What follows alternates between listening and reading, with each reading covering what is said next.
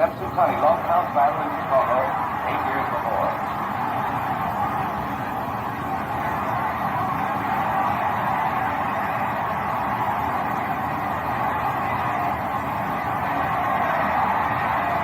Everyone's stunned by the fury of Lewis's attack.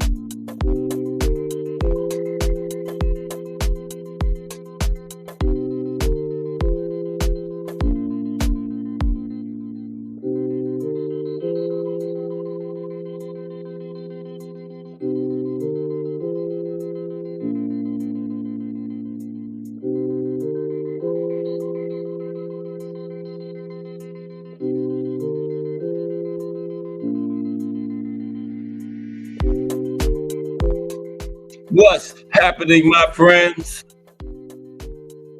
It's Cat Sports again, back for another afternoon with the family. Now, as usual, before I get started, let me give a shout out to the JBT community.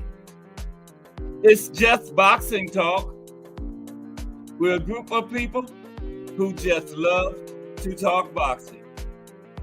And we're always looking for others to join us. And you don't have to have a podcast. The only requirement is you just have to love to talk boxing. That's all. Miss Cass, hashtag JBT, BVO Boxing TV, Melanin Queen 27, Mike Magic. Salute to everyone and welcome to another episode of Cat Sports, The Box Storian. Today, boxing in the States, Indiana. And you know what time it is. If it's Monday through Friday, 2 p.m., it's The Box Storian, bringing you all that boxing history. Because boxing is the greatest sport of them all, and that's why we love it. Cannot get enough of it. How is everyone this Thursday afternoon? Pulled right up on another weekend and more fights. I think we got a women's fight out of New Zealand this weekend. Lonnie Daniels putting her title on the line against Bolatito Alawole or something like that. It's the women's, I believe it's for the WBA light heavyweight championship. Today, the Boxing in the State series continues with Indiana. And just like Illinois last week in Chicago, the capital of Indiana, Indianapolis, had a pretty good boxing history. And we're going to go over that. Some boxers from Indiana. Guy named famous, internationally known famous trainer named Sarge Johnson. He was one of the trainers for the 1976 U.S. Olympic boxing team. And you know how that turns out. 5 gold medals. One of the greatest Olympic boxing teams ever assembled. Yeah, we're going to talk about the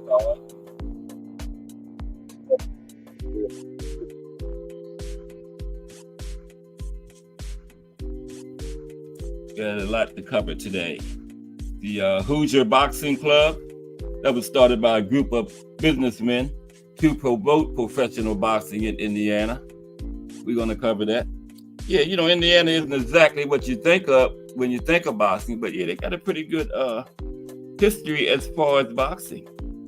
Some significant things went on there. Yeah, had some fights at that Market Square Arena. The Pacers still play there. I know they used to play there when Reggie Miller and they had Reggie Miller and Larry Bird was coaching. I remember they had some big fights at the Market Square Arena too. Marvin Johnson, famous, one of the probably one of the biggest known boxers out of Indiana. He was a 3-time world champion. I think he's the only man to win the light heavyweight championship 3 times. Of course, Michael Spink's probably the most famous light heavyweight champion, but he only won it once because once he won it, nobody could take it. So to win it a few times, somebody got to take it from you, right? So Mike only won it once. That's how great he was. So Marvin Johnson, one of the most big name boxers to come out of Indiana. Yeah, we're going to cover him. He won a bronze medal at the Olympics in '72, Munich, Germany. Let me stop. There I go telling you the whole show again. Yeah. But how is everybody this Thursday afternoon on Cast Sports, the Boxtorian? Beautiful day in Baltimore, Maryland. Let's see what we have as far as boxing this weekend. I know, you know what next weekend is? The big Canelo card. Canelo and Edgar Berlanga. I don't say big card because of that fight. It's because of the undercard.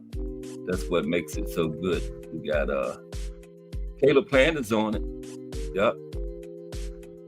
Also got Caleb Plant is going up against Trevor McCombie. He's not bad.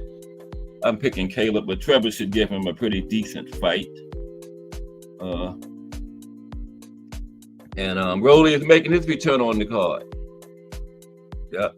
Rolando Romero is making his return since his first loss, since he lost his belt. He never should have had it in the first place anyway, but you know, Pitbull took it. And since then, Pitbull's lost it. Rayo has it now. Rosso lost Tuesday, so I guess they all breathing a sign of relief. Give them an excuse to not to fight him now. Yeah, they happy that Barroso lost. The old guy lost. Because they were all running from him. You know, the man won the title eliminator and never did get his title shot. Won the title eliminator. Instead, they sent him over to Japan to fight a guy with a 92% knockout rate. Set him up good, man. Set him up for failure. And it worked.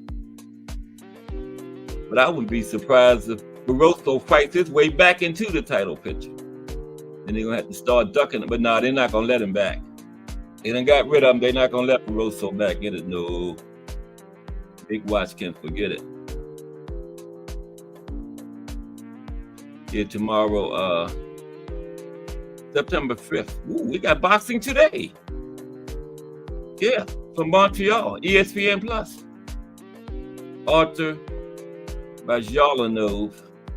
There you go. He's on the headline of the card tonight. I did not know that until just now. We got boxing tonight, everybody. ESPN Plus. This guy right here. Put his name in there. I can't pronounce it. Arthur B-I-Y-A-R.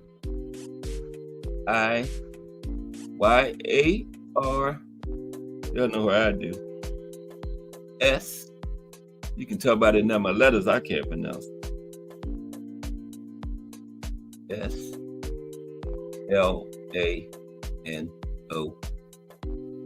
There he is. He's headlining tonight's card. Oh, Arthur. I did not know it was boxing tonight. He's fighting Ezekiel Osvaldo. His is just as bad. Light heavyweights. This is in Montreal, Canada tonight. Got a women's fight on the card. Murray Spencer versus Naomi Manis. Junior middleweights. Christopher Guerrero, Courtney Pennington. Welterweights. John Arroyo, Joel Ivan Manriquez. Junior welterweights. Avery Duval, Jesus Danef. Junior welterweights. Pretty big card. Wow. Wilkins Matthew versus Rolando Wenceslao. Well, I'm doing some butchery. Hurry up. One more. Yeah, that's it. That's tonight. And guess what? Then we got a card tomorrow, September 6th. Woo-wee. We are in good shape. From Orlando, Florida, on DAZN. That's headlined by Hayler Brown, John Barza, junior welterweights. So we got 3 cards. Then, of course, we got our Saturday card. Wow. No, yes, Saturday. Lanny Daniels and Bola Tito Olawale for the IBF Women's Light Heavyweight title. John Parker on the card. Yeah, so we got 3 cards this weekend, starting tonight. All right. Big Dre, hashtag JBT in the building. What's up, Big Dre? Good afternoon. Real Prison Talk with Tommy. What's up, gentlemen? I was just going over these cards. We got 3 cards this weekend, starting tonight. ESPN Plus from Montreal, Canada.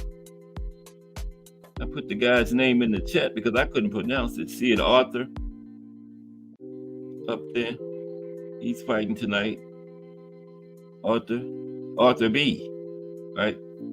And then we got a card tomorrow from Florida. And then we got the card Saturday from New Zealand, Lanny Daniels. I think that's where she's from. But salute Real Prison Talk with Tommy. Big Dre, hashtag JBT. And BN Boxing News. All in the building. And you know, today is Thursday. The Boxing in the States series continues. Today is Indiana.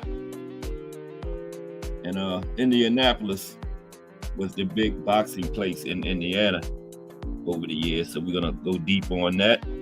Sarge Johnson, he was a trainer on that 1976 Olympic team. The one that won 5 medals at Sugar Ray, the Spinks brothers, Big John Tate, Leo Randolph, Howard Davis. Howard Davis got the outstanding boxer that year for the entire Olympics. He was decent in the professionals, but not what was expected. He was expected to be on the level of a Sugar Ray, coming out of the Olympics, but no, Howard didn't pan out to be what they thought he would be. He was okay though, He had like a 40-fight career. He won like 30-something. But they thought he was going to be a big money maker, like Sugar Ray type situation. But no, didn't work out. But yeah, 3 fights tomorrow. Wow. 3 cards this weekend. I did not know that. Bruce Gas, Boxing, Jazz, and more.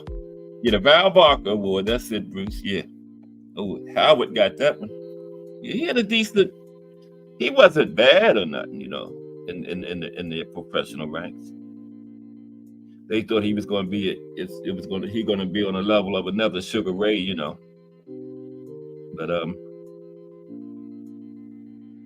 But yeah, we're going to talk about Sarge Johnson. He was an assistant coach on that team. He's from Indiana. The state this week in the Boxing in the State series. Yeah. Then of course the boxers from Indiana. Like I was saying, Marvin Johnson is one of the bigger names that came out of Indiana as far as boxers. He won the light heavyweight. He was a 3-time world champion. Won the light heavyweight title 3 times. He won a bronze medal in 1972 in Munich. He was at Olympics before the 76 team. Yep. Over there in Munich. Wasn't that the one where they had the terrorist bombing? Munich 72, I think. Yeah. That's when Teofilo Stevenson won his first gold. Yep, gold medal, first of three. Only one of three people to do it. Two of them from Cuba. Teofilo Stevenson and Felix Savon. And then from Hungary, Laszlo Papp. I don't think the Hungarians turned professional. Although I think they let Laszlo turn professional late in his career. He was like up in his 30s. But yeah, Marvin Johnson was in that Olympics, 72. From Indiana. Yep, that was the, yep. Oh, man. Yeah, Davis, you're right, Bruce. He did like Black Power. And yeah, back in that era, you needed power. When he fought, you know. You couldn't bring that little boxing from the amateurs into the professional ranks back then. You had to have a little power. Mm-hmm. Yeah, that was it, 72. The PLO kidnapped the Israeli wrestling team. Yep. 72 Olympics. Mm-hmm. Munich, Germany. Yeah. But how is everybody this Thursday afternoon? Back for another day of boxing history.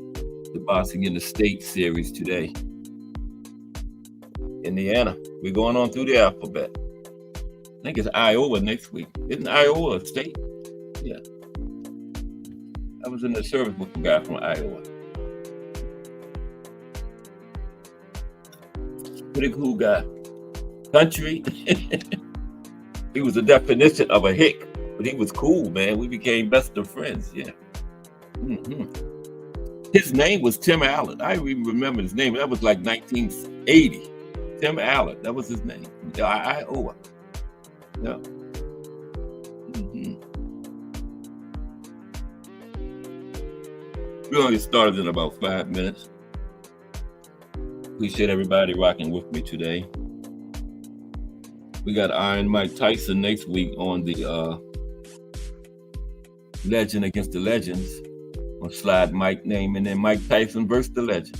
You know, like Ali, Big George from the 70s. We almost got Mike and Big George from the 90s, remember?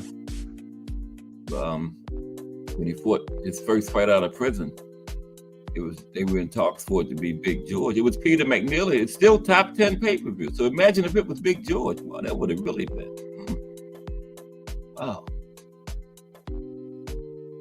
Would have been a tough fight for Mike coming back. But it's going to be Big George from the 70s, and then Jack Johnson, Jack Dempsey, Joe Louis, Larry Holmes. He fought Larry Holmes, but that wasn't prime Larry Holmes. In my series, it's going to be prime Mike Tyson against prime Larry Holmes. Not the one he fought in the 80s. Not that one. Larry Holmes from like late 70s, 78, somewhere around it. The Larry Holmes that beat Ken Norton for the WBC championship. Mike Tyson against that Larry Holmes. Yeah. Would be a much better fight.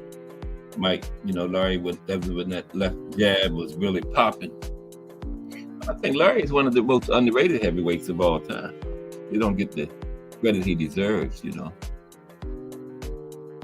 Larry came along. He was champion for like 8 years? A long time. I know that he came right along between Ali and Tyson. And I thought he beat Michael Spinks. I thought he got robbed. Yeah. He had quite a run as world champion, Larry Holmes. We're going to match him up against Mike Tyson next week. And then got about 12 of them. Gotta do Jack Dempsey and Jack Johnson. Wouldn't it be something? Mike Tyson and Jack Johnson. Jack Johnson was kind of like a cautious type fighter. He would clinch in a minute, He would take his time and pick his spots. So yeah, we're gonna talk about him and Mike Tyson next week.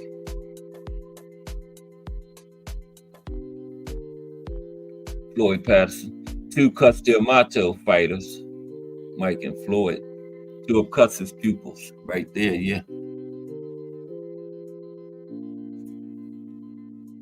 And then tomorrow, the profile is Floyd Patterson. Speaking of Floyd Patterson, the life and career of Floyd Patterson. Yeah, that's what we're going to talk about tomorrow. Floyd Patterson.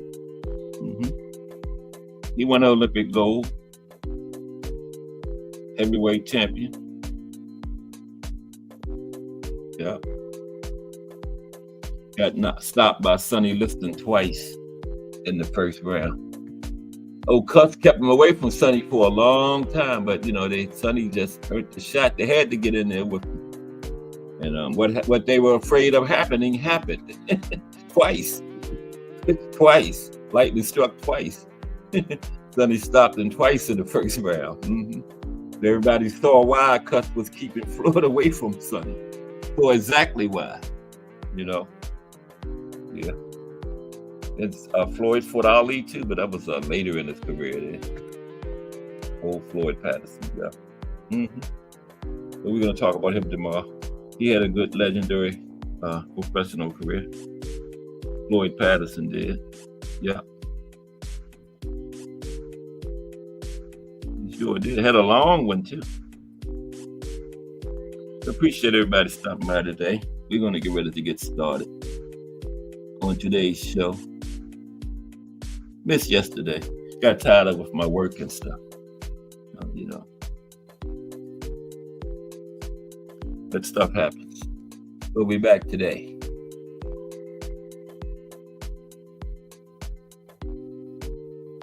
Everybody hitting the appreciation button. Lonnie Lee will be along. Al Booger will be here. Well, we had 20. Oh, I know what's happening. I didn't do my 3 that I usually. I got 3 coming. So yeah, we'll be okay on the likes. And don't forget our raffle. I got a commercial and I was testing it before the show. It was kind of like jumping a little bit. It wasn't doing that when I played it the other day. I don't understand it. Let's see how it goes. Let's talk about our raffle. Okay. See if this commercial want to act right. It's kind of jumping a little bit, but it's still you still can hear what's going on with it. Okay. And then we're gonna start the show. But let's do this first. Talk about this raffle we got coming up in about a month now, because it's October 12th. Today is what? September 5th, right? Wait a minute now. Yeah. Okay.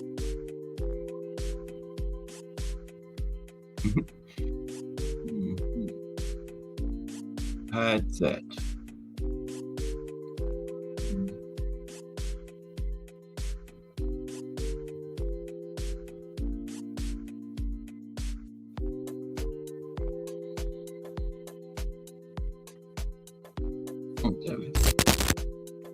It's time for another raffle brought to you by the JBT. Our first item is a new 10th generation iPad with a liquid retina display which shows off beautiful color and has plenty of power for all your handheld computing needs. Great for work, play, or just movies on the go. How much is it to enter, you ask?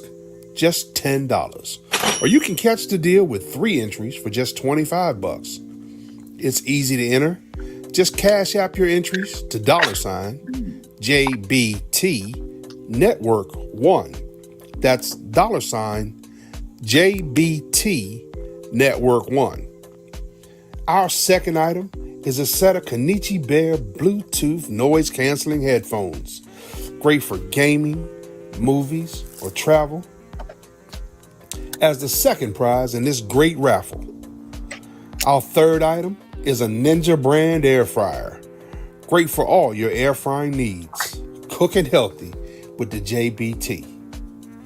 So send your entries via Cash App to JBT Network 1. That's JBT Network 1. $10 each or 3 for $25. Put raffle on the comment line and you are entered.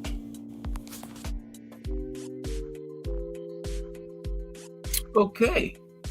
It played okay. It did just fine. Okay. Let's get ready to get started. Oh my goodness.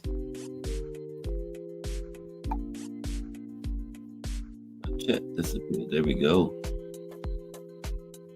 Melanin Queen 27 will keep you up on what's going on during the chat. $, JBT Network, all caps 1.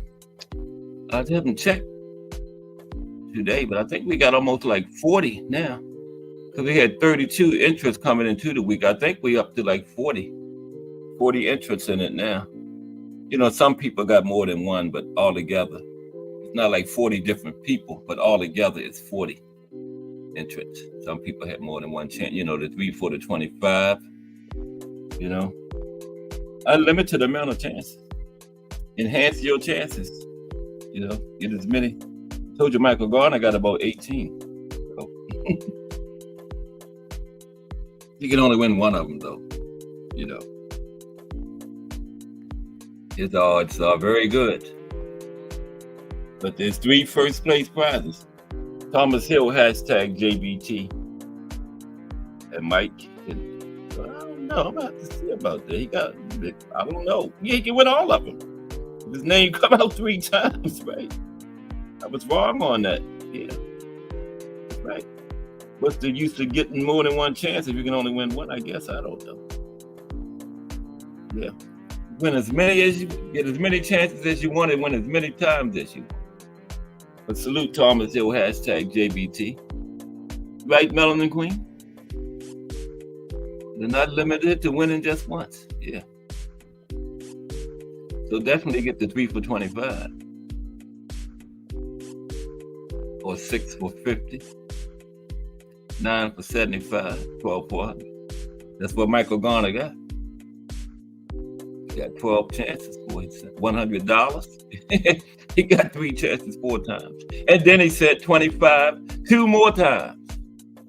I'm telling you, the man got 18 chances. So 3 for 25 would be the way I would go. But boxing in the States, Indiana.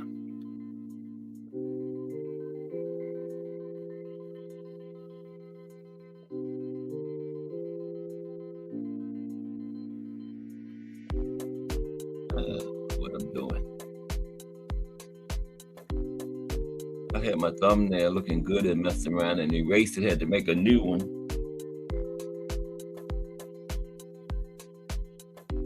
That's crazy. Okay, boxing in the States, Indiana. They got the Hoosier Boxing Club. They got a pretty good Golden Gloves program up there. We're going to talk about all of them. And then Indianapolis, the capital. That's where a lot of the boxing history happened in the state.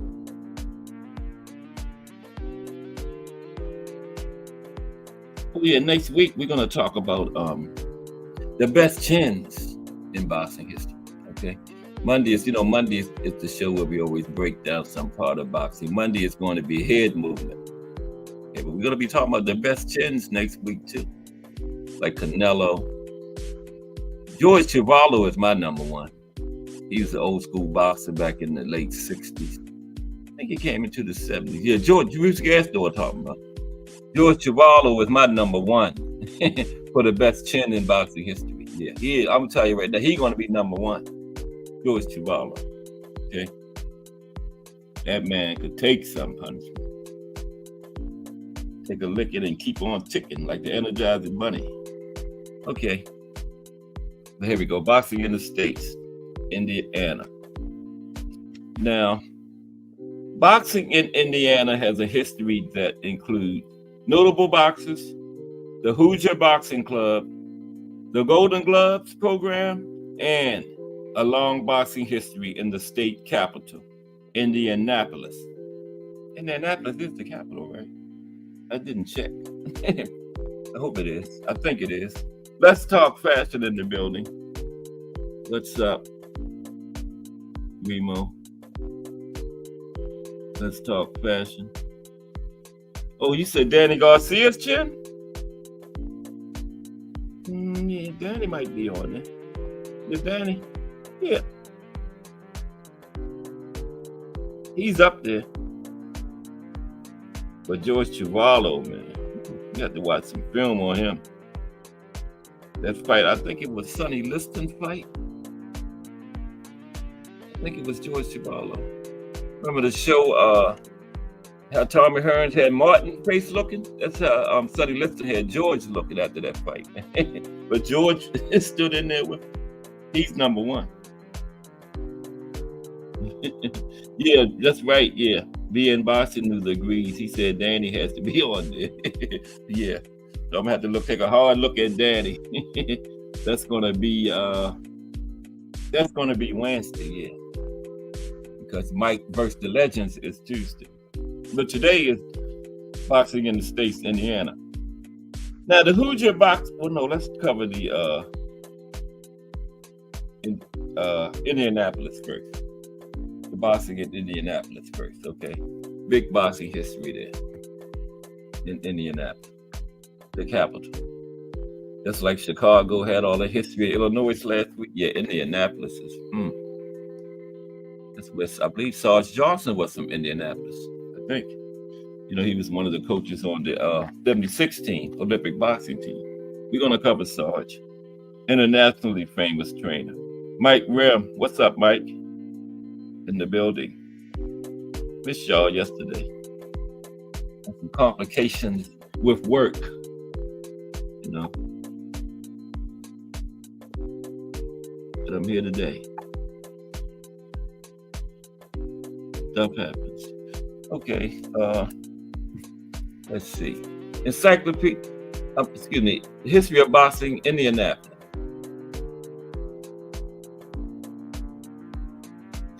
Where you find a lot of this history on this site called Encyclopedia of Boxing. I'm telling let y'all know my secret. Y'all probably know it. I know Al Booker knows. Al Booker is a good researcher too. Yes, he is. Okay, bear with me for a minute.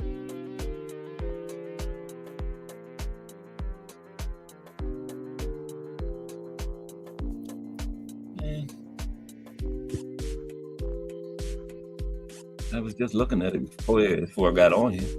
Murphy's Law. Look at it all morning, then when I get on here, I can't find it. There we go. Yeah, that's the California Connect. The legendary Thomas Hill, hashtag JBT, in here. What's up, Thomas Hill? Now, let me take a drink. Did y'all know we got 3 cards this weekend? One tonight on ESPN Plus from Montreal, Canada. One tomorrow from the Zone from Florida. And then we got one from New Zealand Saturday. I don't know what that's on. 3 cards. I just found it out like 5 minutes ago when I came on here. Oh, 25 minutes ago, yeah. We got boxing tonight. Plus, my Baltimore Ravens play tonight at Kansas City to open the NFL season off. And then the NFL got a game tomorrow in Brazil. No, is it Brazil? Yeah, Brazil. Right? Ain't it Brazil, Remo? You follow football. But the Ravens at the Chiefs tonight, rematch of the AFC Championship game. Lamar versus Patrick Mahomes. And there's 3 people in sports that I never bet against. Okay, 1 was Tom Brady, 2 was Michael Jordan, and 3 is Patrick Mahomes. Now they might lose the game, but I ain't betting. I would never bet. I would never bet against them. Not them 3, because they were winners, man. Before I get started, remember the year Tom Brady, they was losing 28-0 to Atlanta, and they came back and won it, losing 28-0 at halftime, came back and won it. When it came out of halftime, 28-0, Tom Brady was over there like the game was tied or something. Telling them, we got this. Come on, let's go. And they down, say, Tom, don't you know y'all down 28-0? And they came back and won it. Tom Brady, Michael Jordan, Patrick Mahomes, I would never bet against them. No way. Now, very little is known about boxing in early and mid-19th century Indianapolis. Professional boxing was not yet organized At that time, there was a big difference between professional prize fighting and amateur boxing. Okay, they called it professional prize fighting, amateur boxing. Right? Oh, Ali, both of those, Thomas Hill. I already got both of those. Monzon and Muhammad Ali, for sure. Yeah, they did it already. Now, there was a big difference between professional prize fighting and amateur boxing. Prize fighting was considered a hooligan sport that gamblers and saloon keepers promoted. Boxing was considered the manly art of self-defense, right? Considered a gentlemanly form of exercise, taught and practiced at YMCAs and private athletic clubs across the country. Okay? Now, professional boxing's image changed in the early 1890s. Gentleman Jim Corbett, a prominent San Francisco banker, gained national fame as a heavyweight contender. He was the first professional fighter backed by a private athletic club, okay? Normally back then, the athletic clubs usually backed the amateur fighters. Gentleman Jim Corbett was the first professional fighter backed by a private athletic club. That was big. Now, he knocked out hulking heavyweight champion John L. Sullivan in New Orleans in 1892. That ushered in a new age of respectability for prize fighting. Because remember, John L. Sullivan was the last bare knuckles champion. He was the first glove champion. And gentleman Jim Corbett knocked him out. Okay? And that was in 1892. And that ushered in a new age of respectability for prize fighting. Okay? Now, big brawlers were out. Lit, crafty ring tacticians were all the rage then. One boxer who took advantage of this new trend was Moscow, Indiana native Norman Selby. We're going to cover him a little bit more when we get to the part about boxers from Indiana. Now, Selby billed himself as Kid McCoy from Indianapolis and fought several fights in the city in the early 1890s, but he never trained or lived in Indianapolis. Now, while the popular expression "the real McCoy" did not originate with Selby, it is attributed to Selby's career. Y'all heard of that? The real McCoy. This is the real McCoy. Okay, that was attributed. It didn't originate with him, but it was attributed to his career. Now, most states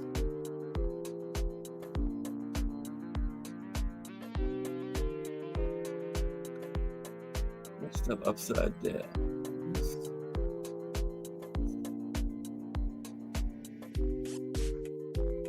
Now, most states had prize fights as illegal until well into the 20th century. Okay, but by the early 1900s, boxing became a popular sport nationwide, and many tolerant cities permitted professional fights. In Indianapolis, local promoters staged regular shows at the Indianapolis Athletic Club. By 1912, fights between well-known contenders were being held at Tomlinson Hall, the West Washington Street Ballpark, the Virginia Avenue Auditorium, and Cato Tabernacle. Several local fighters from this era became famous contenders and champions. Ray Bronson and Milburn Saylor fought championship fights in several different weight classes, and Jack Dillon, the Hoosier Bearcat, became middleweight champion. We're going to cover all these fighters when we get to the boxers from Indiana segment. Okay. In the years preceding World War I, reformers pressured officials to enforce the state law against prize fighting. Right? Now, in 1913, Indianapolis Mayor Joseph E. Bell announced he would permit only one fight per year in the city, just one fight per year. So local promoters fought over the rights to promote that annual fight, right? which was held on the eve of the Indianapolis 500-mile race, or the Indianapolis 500. So they had, the mayor permitted one fight per year, and they would always have it the day before the Indianapolis 500. Okay? I know now it's always on a Sunday, right? Probably was on a Sunday back then. Now, the governor of Indiana, Samuel Ralston, stepped in to stop the fight. It was only once a year, and the governor stepped in and stopped that after widespread reports of bribery and political corruption. This was in 1916, okay? Now, concern about the evil effects of boxing diminished after the war, after World War I. And by the 1920s, Indianapolis had gained a national reputation as a good inland fight town. Louis Favre, who handled prominent fighters, Jack Dillon and Kid Chancel, became one of the best known promoters in the Midwest. Now, Favre was the first promoter to stage fights at Cato Tabernacle, and twice drew crowds of over 10,000 people there. You know, 10,000, that was big back around in the 19 teens, early 20s. Yeah, that was huge. Now, despite the legalization of boxing in 1931, local interest in professional matches faded in the 1930s and 1940s. Now, in 1952, a group of businessmen formed the Hoosier Boxing Club to promote professional boxing in Indianapolis and help develop young prospects. Okay, we're going to talk about that a little bit more too. The Hoosier Boxing Club. Group of local businessmen in 1952 formed that. Now, within 3 months, the Hoosier Boxing Club president, Robert Wormser, arranged the city's first nationally televised fight. This 10-round exhibition fight between lightweight champion Kid Gavilan and Fritzy Pruden took place at the Indiana State Fairgrounds Coliseum before 7,200 fans. Okay? Now, local promoters continued to stage fights around Indianapolis, particularly at Tyndall Armory, but local interest in professional boxing remained low. Local interest remained low. The early 1970s saw a new interest in the sport with the rise of local boxer Marvin Johnson. He's one of the bigger names to come out of Indiana, Marvin Johnson. Now, after winning several national amateur titles and a bronze medal at the 1972 Olympics, Johnson was considered one of the most promising young fighters in the nation. Yep, Marvin Johnson. Bruce Gass, remember Marvin Johnson. Two other local fighters, Norman Coins and Sammy Naismith, achieved national fame as lightweight and middleweight contenders, but neither made it to the top of the profession. As a professional. No, they didn't go as far as Johnson did. Yeah. Now, Johnson was more fortunate winning the light heavyweight crown with a knockout of Nate Parlow in Marsala, Italy in 1978. Then, in 1979, he defended his world title in a nationally televised fight against Matthew Franklin at Market Square Arena. That's where the Pacers used to play. Do they still play there, Remo? Market Square Arena? Probably got some kind of corporate name now, like the Royal Farms. Well, no, that's in Baltimore. That's some kind of corporate name, like the Campbell's Pork and Beans Arena or something. You know how they do nowadays. Now, Johnson lost the fight, but went on to win the title 2 more times. His third championship victory, a TKO of champion Leslie Stewart back at Market Square Arena again, or the Campbell Pork and Beans Arena. This was in 1986.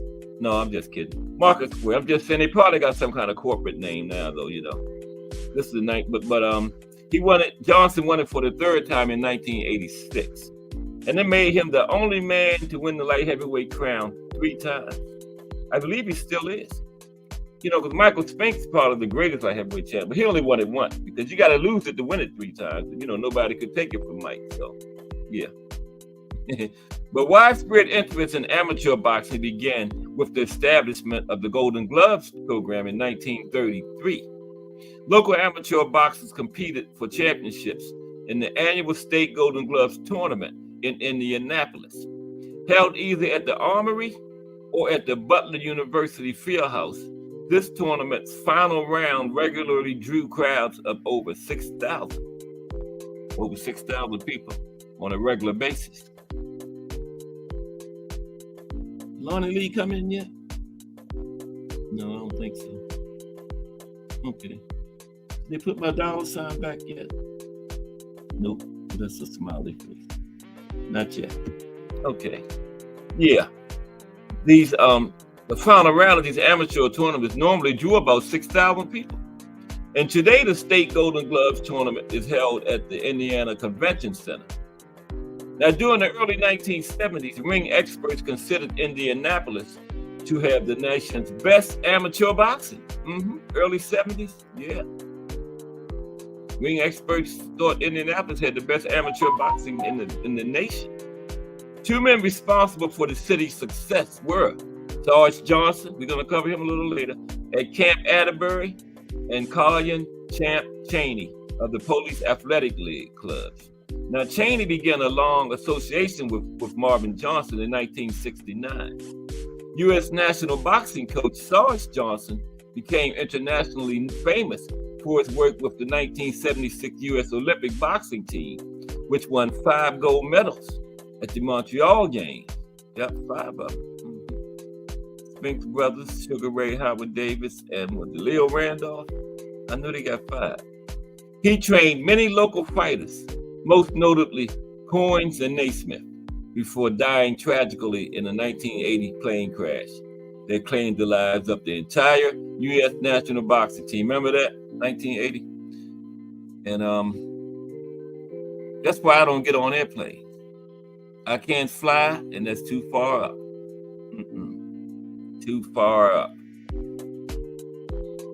Nope. Okay.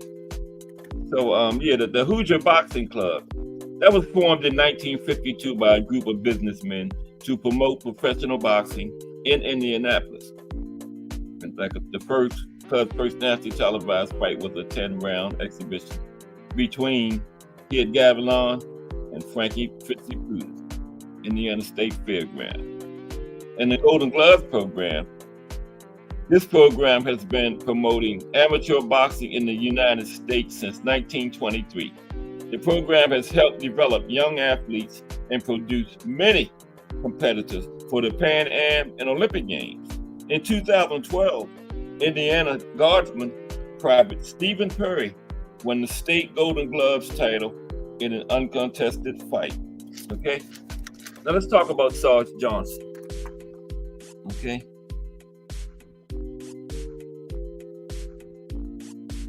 Yeah, Sarge Johnson was a big-time trainer, internationally known for his work with the United States Olympic team. 76. And then 1980, he was on the plane when the entire U.S. national boxing team died in that plane crash. That was the year where our Olympic team didn't go to Moscow anyway for the Olympics. You know, a lot of them guys would have been on that team. You know? It was boycotted because the Russians invaded Afghanistan, and President Jimmy Carter's court stepped in and wouldn't let the Olympians go. I thought that was crazy. You should find some kind of other way to penalize them instead of getting mixed up in sports. Then in 1980, the United States invaded Afghanistan. Crazy. But Thomas L. Sarge Johnson, that was his full name. There's Lonnie Lee right there. You probably heard me, Lonnie. I was just asking you about 5 seconds ago. Salute Lonnie Lee. #JBT. Boxing in the State series continues today with Indiana. We just covered Indianapolis, where a large part of the boxing history in Indiana occurred. Okay. Now we're talking about Sarge Johnson from Indiana, internationally known, famous boxing trainer. He was born March 1922, and he died in that plane crash on March 14, 1980. Okay, 58 years old. Amateur boxing coach Thomas L. Sarge Johnson. Now He was born in Milliken, Louisiana, but he was living in Indianapolis when he was doing his training years as a famous boxing trainer. Now, as a lightweight with the United States Army prior to World War II, he was undefeated in 30 amateur fights in the 1970s. He was undefeated in 30 amateur fights. And in the 1970s, he became one of the most influential amateur sports coaches in America. Sarge did, okay? Master Sergeant Thomas Johnson had called Indianapolis home for 25 years when he retired from the Army in 1965. Like I said, he was born in Louisiana, but he grew up in Indianapolis, okay? He was like a teenager when he moved there. Now, following his separation from the military, Sarge Johnson served as boxing coach for the Camp Atterbury Job Corps Center in Edinburgh, Indiana. He also worked with the ROTC program at Crispus Attucks High School and with the Indianapolis Police Athletic League. Okay? Now, coaching Indiana's amateur athletic union boxing team, Johnson tutored 1970s National Golden Gloves champion Marvin Johnson, no relation. Okay. Now, an assistant with the 1976 U.S. Olympic boxing team, Sarge counted gold medalists Ray Leonard, Leon Michael Spinks, and Howard Davis among his pupils. Yeah, I think Leo Randolph was the other one. Now, representing the U.S. State Department, Johnson organized Indonesia's national boxing team, and in 1978, conducted a 17-day boxing clinic in Kenya. His American teams competed in over 40 countries during the 1970s. Sarge Johnson and all 21 U.S. national boxing team members were killed in an airplane crash near Warsaw, Poland. Johnson was eulogized as an American goodwill ambassador and as a minister, taskmaster, psychologist, and shining example to America's youth. The Indianapolis Parks Department Boxing Club at Riverside Park was rechristened the Sarge Johnson Boxing Club in 1981. The National Amateur Sport Governing Body, USA Boxing, also awards Thomas Sarge Johnson Scholarship, an academic scholarship for undergraduate students who are members of the organization. Thomas Sarge Johnson. Now let's look at some boxers from Indiana. Okay? Now,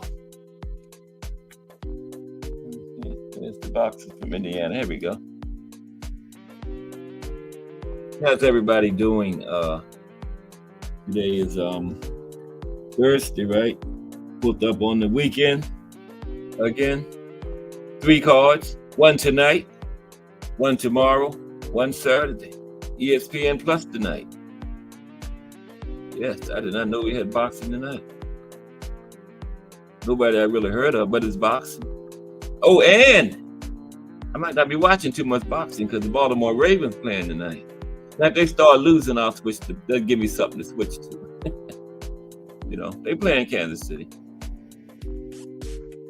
Yeah, rematch of the AFC Championship game, AFC Championship game last year. Yeah, the Ravens had their best chance last year, man. They blew. We lost one of our linebackers. I don't know what we're gonna do this year, but yeah, we'll see tonight. And then they got a game in Brazil tomorrow. Yep. NFL is trying to go everywhere. Boxing in Brazil. Isn't that something? I forgot who's playing. I think it's the Eagles, right? I think the Eagles playing somebody tomorrow in Brazil. Yeah. They're already in London. I think they played in Germany before. They play a couple games in London every year. I look for a team to be in London eventually. Watch. London will have their own NFL team eventually. Watch, I guarantee you. Yep. Feel sorry for them guys to get drafted over there. They got to play their home games in London. Today it's not bad. I was in London. I was stationed over there for 6 months. Around 1980. They had a McDonald's over there, man, but they didn't have no dollar, man. It was expensive. Prices in 1980 in McDonald's in London was about how prices is in the United States today. Sure was. They did not have a dollar menu. Okay. But let's talk about the boxers from Indiana.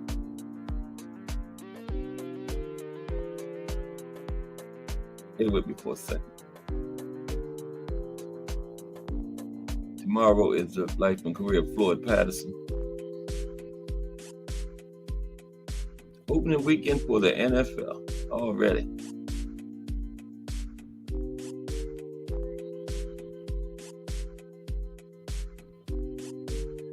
Yeah. Oh man, I did not want to know what's happening Sunday. I was trying to find out about tomorrow.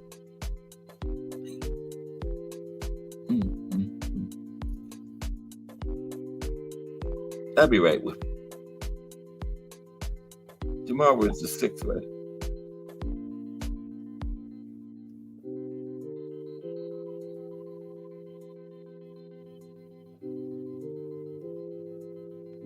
Okay, September 6th. Yeah, it is the Eagles. Packers at Eagles in Brazil, from Brazil. Green Bay Packers at Philadelphia Eagles. Okay, here we go. Boxers from Indiana. Isn't that something? Brazil.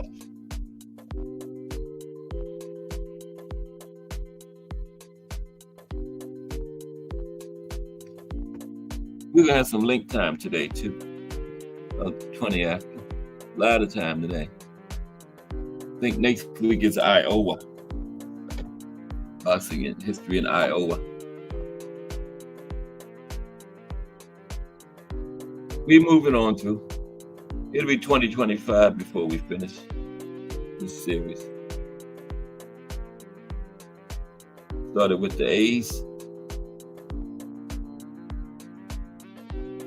Went up to the I's. Iowa is a state, right?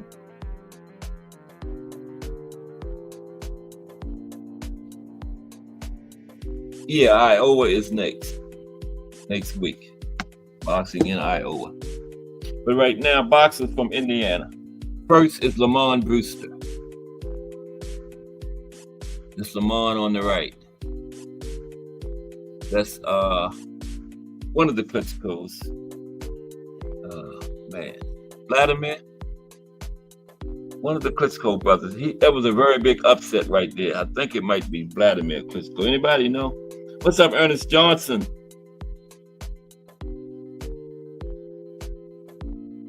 Yeah, I was in the Air Force, Ernest. Yeah, we didn't have no. When I was in London, the NFL wasn't coming over there. That was 1980. But you know, they did when I was in Italy in later that's 81. They sent the Super Bowl over to us. You know, they hooked the Super Bowl up for us. Cause we didn't get no American TV. But they hooked the Super Bowl up for us that year though. Yeah, we had a Super Bowl party too. Yeah, we had everybody on base crammed in that little barracks. To salute Ernest Johnson, how are you? Today is boxing in Indianapolis. The Boxing in the State series continues. Now we're up to the segment where we talk about boxers from Indianapolis, and Lamont Brewster is first. And that's one of his big upset of one of the Klitschko brothers. Was it Vladimir or Vitaly? Anybody know? I don't know. I saw it this morning, but I didn't keep track of it. But anyway, Lamont Brewster, he's from Indianapolis, Indiana, right? He competed from 1996 to 2010. He had a 14-year career in the game. He held the World Boxing Organization, WBO heavyweight title from 2004 to 2006. And guess what? All I had to do was read my notes. He's best known for scoring an upset knockout victory over, wait for it, Vladimir Klitschko. That's Vladimir. I'm so dumb. All I had to do was look at my notes. I'm getting ready to Google it. Got it right in front of me. But he's best known for scoring a knockout victory over Vladimir Klitschko to win the vacant WBO title. He held it for 2 years, too. Brewster was ranked by BoxRep as the world's eighth best active heavyweight at the end of 2004. And he had a total of 41 fights in his career. He won 35, lost 6. He had 30 knockouts. Ended his career with an 85.7% knockout rate. Mike's supposed to say 86% knockout rate. Not bad. Not bad at all. Lamont Brewster. Best known for his win over Vladimir Klitschko, and there they are right there. Yeah. Boxers from Indiana. Did I say Indianapolis? I meant Indiana. But Lamont is from Indianapolis, but his boxers from all over the state, not just Indianapolis. Next is, go back a ways, Jimmy Clabby. Jimmy Clabby. That's Jimmy. You can tell he old school. Jimmy Clabby. C-L-A-B-B-Y.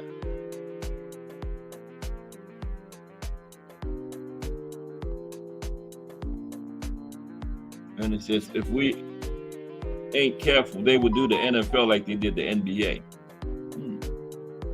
Okay. Jimmy Clabby. Now, Jimmy Clabby is from, I think he's from Indianapolis also. He competed from 1909 to 1923, 14 years. Now, he won the World Middleweight Championship in 1917 by defeating Tommy Uren. He was estimated, now listen to this. This is unbelievable. He was estimated that he earned over $500,000 during his boxing career back in from 1909 to 1923. That's equivalent to $7 million in 2024. Earned that kind of money from 1909 to 1923. Wow. Yeah. But he's estimated to earn over $500,000 during his career, equivalent to $7 million today. He usually prepared for his fights by shaving and taking a drink. Right? And he had a total of 125 fights in his career.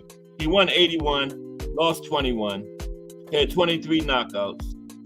No, 23 draws. Wow. And 46 knockouts. And the man had, excuse me for a minute. I got to get my calculator. Always supposed to. I'm sorry. I can do this every day. Way over there and get my calculator. Should be right here.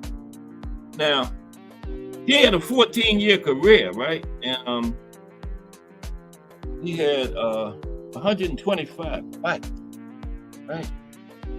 So that's an average of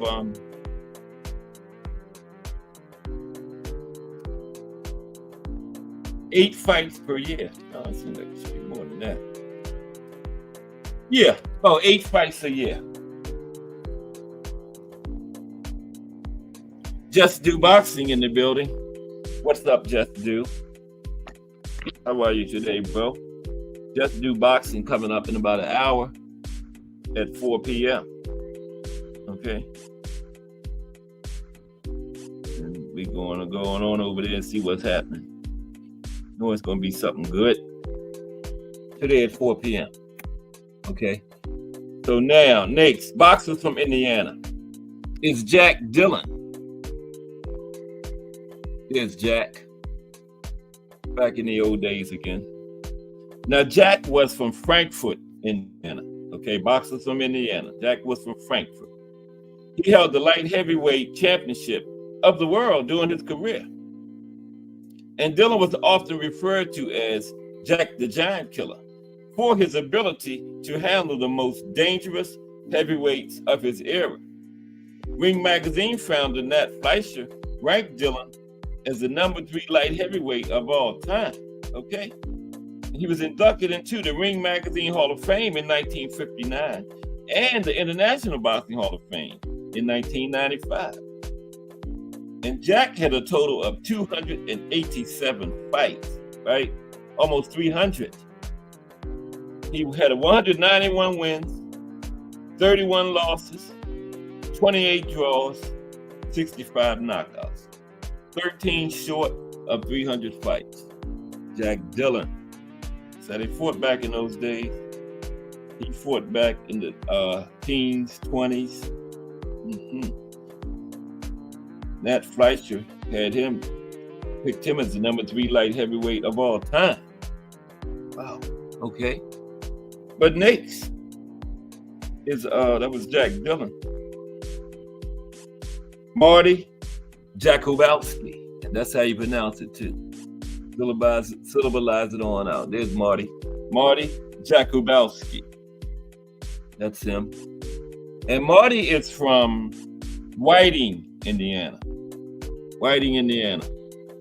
Hardcore boxing news. Jay Hardcore in the building. Boxers from Indiana today, Jay. I mean, boxing in the States, and we're talking about Indiana today. Right now, we're to the segment where we're doing boxers from Indiana. Salute Jay Hardcore, the founder of the JBT organization. Okay. And Marty Jakubowski. Did I change it? I can't remember now. 1, 2, 3. Marty is number 4. Yeah. That's Marty. Marty Jakubowski. From Whiting, Indiana. Okay. Stay with me for a minute. I'm sorry for this noise, flipping all these pages.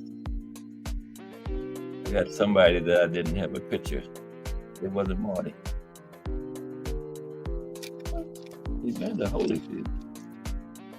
Evander Holyfield ain't for no Indiana. Evander Holyfield get in here. Damn. Okay. But let's go back to Marty Jakubowski. Okay. Eva Jones. Marty Jakubowski. From Whiting, Indiana. Yeah. He competed from 1987 to 2000. He had a 13-year career. He ain't that far back. He briefly returned to the sport in 2004 after retiring in 2000. And he ultimately retired for good in 2005. In 137 professional fights, he challenged 3 times for world titles. The WBC lightweight title in 1995, the WBO lightweight title in 1996, and the WBA super lightweight title in 1997. He won none of them, but he was in 3 title fights. And of his 137 fight career, he won 118, lost 7. He had 12 no contests. Damn, what was you doing, Marty? That's a lot of no contests. 12 no contests, 34 knockouts. Wow. He was either a dirty fighter or within a lot of dirty fights or something. I don't know. 12 no contests. Damn. But that was Marty Jakubowski from Whiting, Indiana. Okay. Next is one of the bigger names in Indiana boxing, Marvin Johnson. There's Marvin on the left. Yeah, Marvin is one of the bigger names to come out of Indiana boxing. Marvin Johnson. Okay. Now Marvin, he's from Indianapolis, Indiana. Okay. And he was a 3-time light heavyweight champion of the world. I think he's the only man to win the light heavyweight title 3 times. Of course, Michael Spinks, like I said, is the best light heavyweight champion. He only won it once because somebody got to beat you for you to win it more than once. Nobody could beat Michael, right? So he won it once. But Marvin Johnson, he's won it 3 times. Now, as an amateur, Johnson fought in the 1972 Olympics in Munich, winning a bronze medal. And he made his way up to professional ranks in the light heavyweight division from there. Okay. Johnson was inducted into the World Boxing Hall of Fame in 2008 alongside Lennox Lewis and Pernell 3P Whitaker. Johnson's nickname was Pops, P-O-P-S, Pops, you know. Like some of them young guys call me, Pops. And Johnson had a record of 49 total fights. He won 43, lost 6. Had 35 knockouts. Marvin Johnson. Let's take a quick break, okay? right quick. Breaking the action right quick. Break up the monotony. What happened? Oh, shit. Wait a minute. What am I doing? Sorry. Told you about me and It's time for another raffle brought to you by the JBT. Our first item is a new 10th generation iPad with a liquid retina display which shows off beautiful color and has plenty of power for all your handheld computing needs. Great for work, play, or just movies on the go. How much is it to enter, you ask? Just $10. Or you can catch the deal with 3 entries for just $25. It's easy to enter. Just cash app your entries to $JBT Network 1. That's $JBT Network 1. Our second item is a set of Kenichi Bear Bluetooth noise canceling headphones. Great for gaming, movies, travel. As the second prize in this great raffle. Our third item is a Ninja brand air fryer. Great for all your air frying needs. Cooking healthy with the JBT. So send your entries via Cash App to JBT Network 1. That's JBT Network 1. $10 each or 3 for $25. Put raffle on the comment line and you are entered. you are in.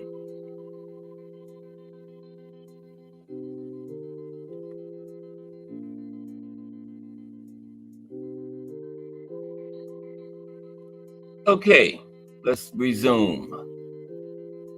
Yeah, October 12th.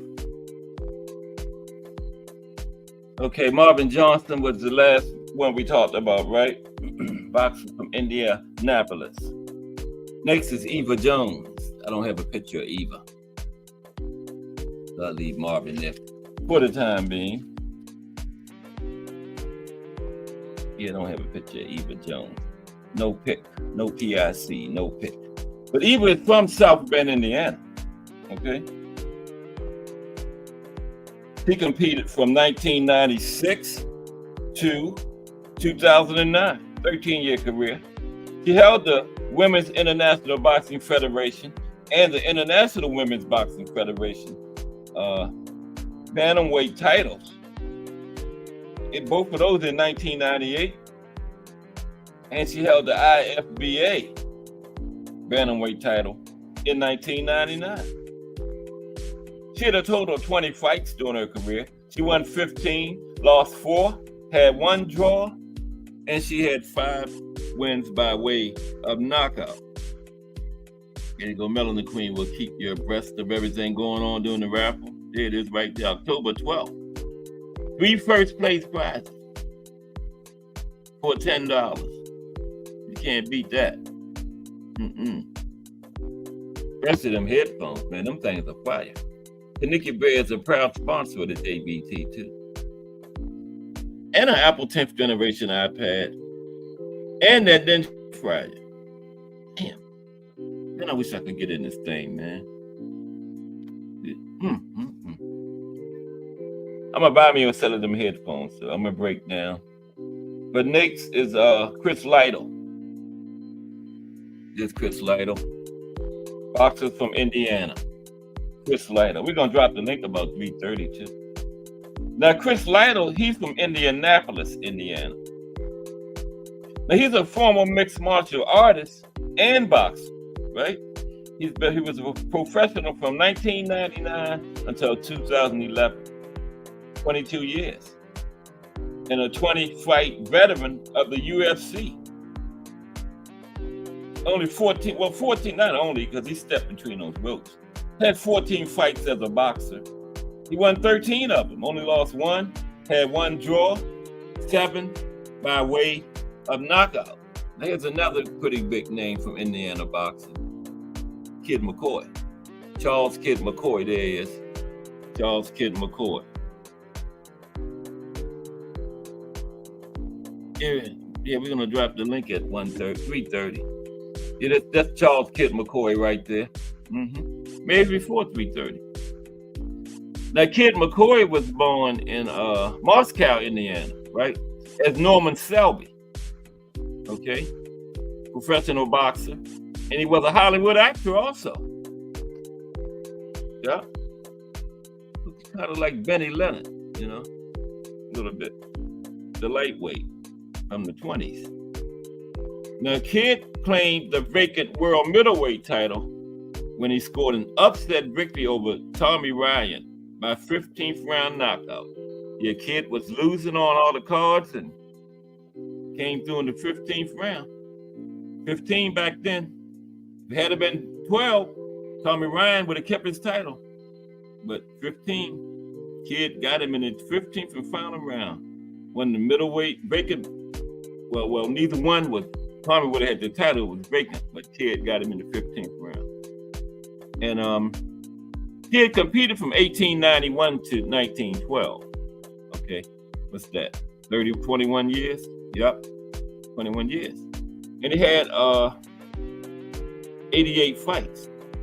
He won 73, lost 6, had 9 draws, 58 knockouts. He had a lot of draws back in that period. I never knew why, but yeah. Some people had like 20 and 30 draws, man. That's crazy. Damn. But guys like Joe Gans had a lot of draws because they cheated him a lot. Joe Gans had about 50 draws, man. Because a lot of those were wins. You know, they cheated him a lot. Yeah. Sam Langford, yeah. A lot of their draws. You know. Next is Murray McGee. Got a picture of Murray. That's Murray on the right. Yes, Murray on the right. Murray McGee. He didn't fight too long ago. Murray is from Gary, Indiana, home of the Jackson 5. Gary, Indiana. She held the IBF female light welterweight title from 2019 to 2021, just recently. And she challenged for the WBC female light heavyweight title in 2013. And she competed from 2005. She just retired in 2023. She had an 18-year career. She had a total of 32 fights. She won 28, lost 4. She had 16 knockouts. Murray McGee. There she is on the right. Just a couple more. We're going to get the link in a little early today. 25 after, I guess. Next is Bud Taylor.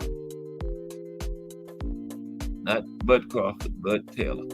Bud Crawford from Omaha, Nebraska. That's Bud. No, I went the wrong way. That's the guy I just did. The actor, Kid McCoy. One of the big names out of Indiana boxing. What is that? Okay. Next is Bud Taylor. Well, that definitely ain't Bud Taylor. That's Murray McGee. Damn it, Bud. I'm going to pass you in a minute. There's Bud. There's Bud Taylor. Okay, Bud Taylor. Bud Taylor is from Terre Haute, Indiana, right?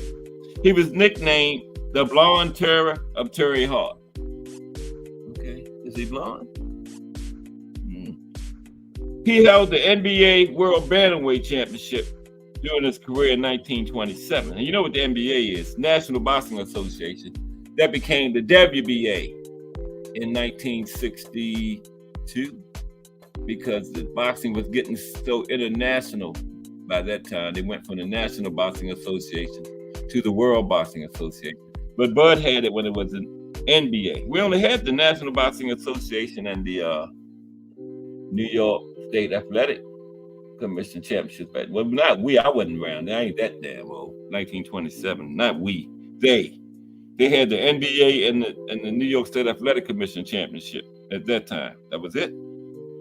No ring. Ring had just came around, but you know they wasn't really. They wasn't even having Fighters of the Year yet. They started Fight of the Year in the first year of existence in 22, but they started Fight Tour of the year 1928. So they didn't wasn't recognizing champions at that point. The Bud had the NBA. That's what I'm trying to say.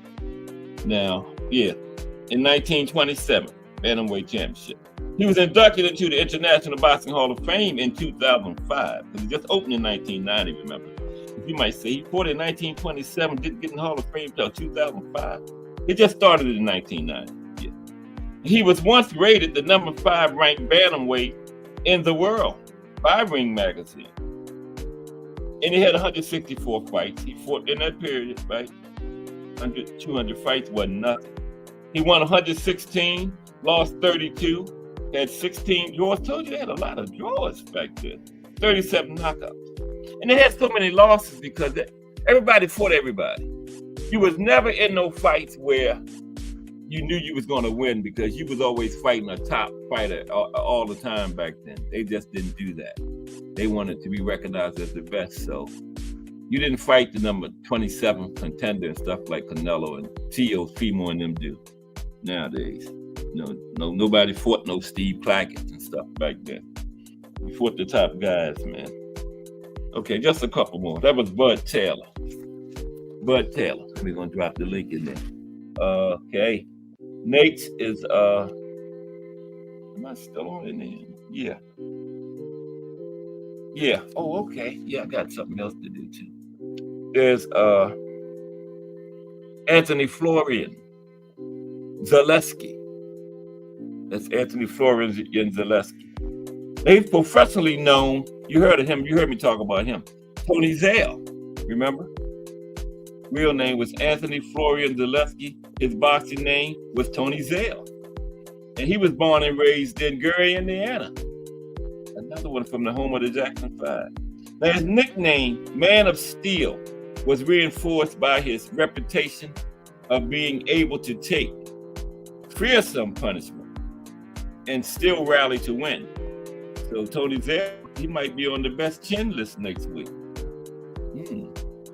Zale, who held the world middleweight title multiple times in his career. He was known as a crafty boxer and punishing body puncher, was a body snatcher, who wore his opponents down before knocking them out, good at breaking them down. In 1990, Zale was awarded the Presidential Citizens Medal by President George H.W. Bush, the first George Bush. Zale was inducted into the International Boxing Hall of Fame in 1991. And he fought in that era. He had 87 fights, okay? He won 67, lost 18, had 2 draws, 45 by way of knockout. Tony Zale. And there's Ray Bronson. He was a real famous boxer. So I'm gonna go a little in on Ray Bronson, a little deep, because he was famous. Okay. Ray Bronson. Okay. So here we go, Ray Bronson. In the end of boxing, Ray Bronson. I need like 4 phones.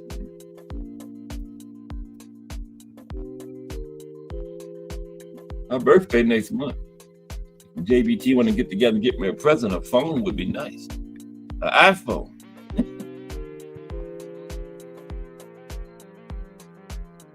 Write that down, Remo. Cash iPhone. Okay, Ray Bronson. Now, boxing holds a revered place in the history of American life, right? From Jack Johnson and Rocky Marciano to Muhammad Ali, the sport has captivated audiences and broken barriers. One boxer who did just that was Ray Bronson, known as the Indianapolis Pugilist. Starting his boxing career in his teens, Bronson fought in 81 fights with 48 wins and 22 knockouts. His skill in the ring took him all over the world, from Sydney to London, where he was one of the first American boxers to fight abroad. Yeah, one of the first Americans to fight outside the United States. He holds that distinction. Ray Bronson. Let me see. Okay, wait a minute. I lost my chat. I got to be able to see my chat. Bear with me for 1 minute, please. I told you, I don't know what happened. I took my chat phone and pulled him up. But this back. Okay. Yeah, he was one of the first American boxers to fight abroad. Later in his life, he cultivated upstart boxers, acting as their manager and worked to promote the sport. Bronson's name has largely been forgotten by sports aficionados, but his mark on boxing remains.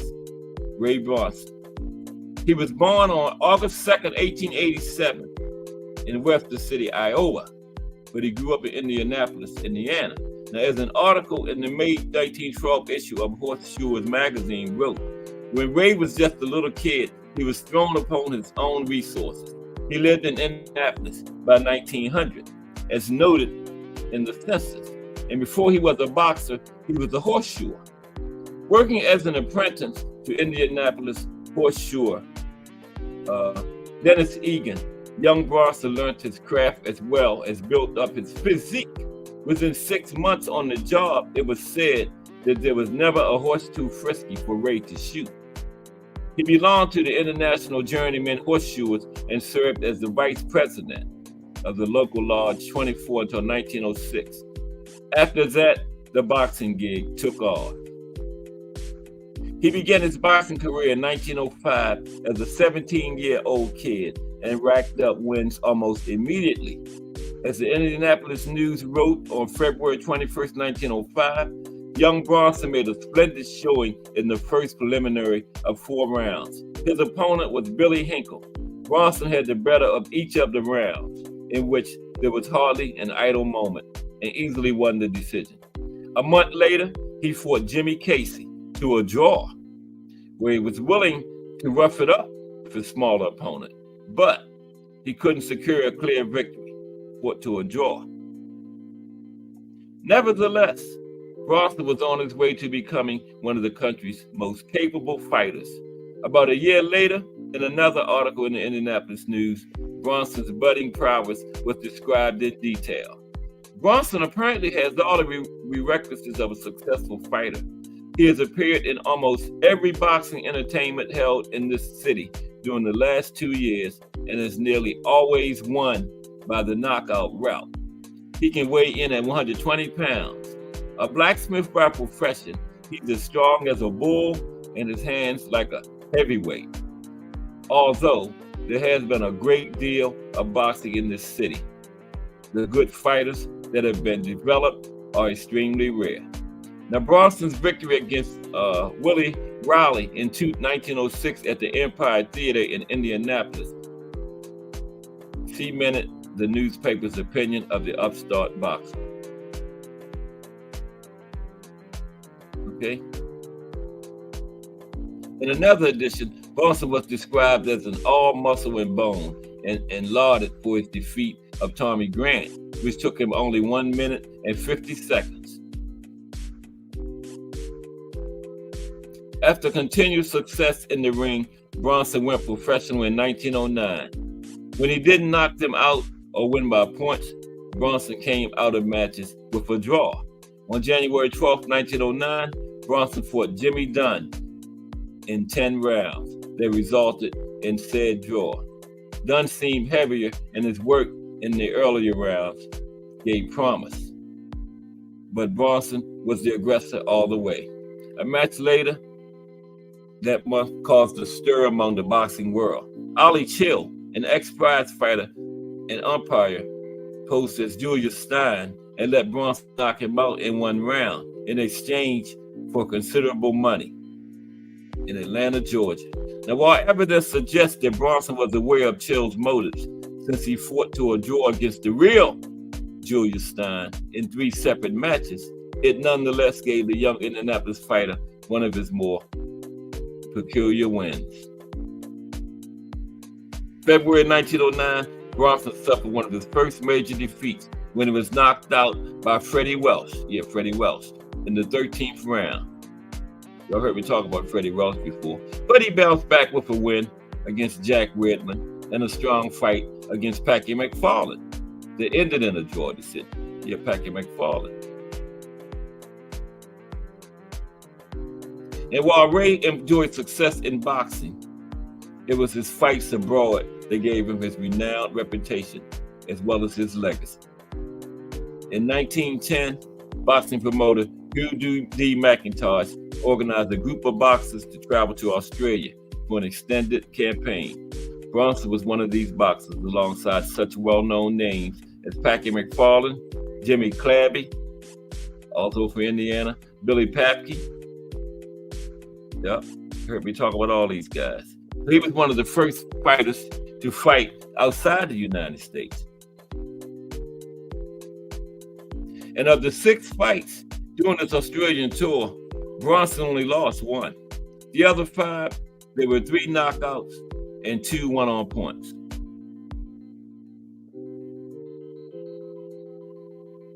His only defeat came at the hands of Hughie Mahegan.